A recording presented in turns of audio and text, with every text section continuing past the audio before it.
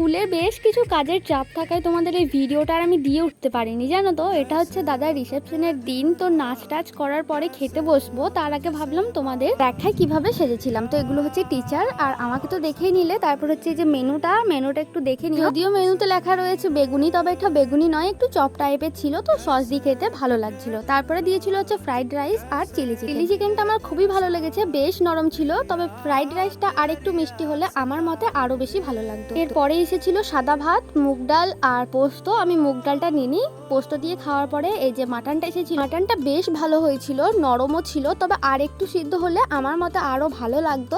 গ্রেভিটাও যথেষ্ট সুন্দর ছিল। তো মাটনটা দিয়ে খাওয়ার পরে এসেছিল হচ্ছে দই কাতলা। কাতলা মাছটা যথেষ্ট ফ্রেশ ছিল, তোমরা দেখলে বুঝতে পারবে। তারপরে এসেছিল হচ্ছে চাটনি, পাঁপড় আর হচ্ছে মিষ্টি। অবশ্যই এই গরমের দিনে দই না থাকায় আইসক্রিম ছিল, তবে সেটা আমি নিইনি, সেটা তোমাদের মায়ের কাছ থেকে নিয়ে দেখালাম।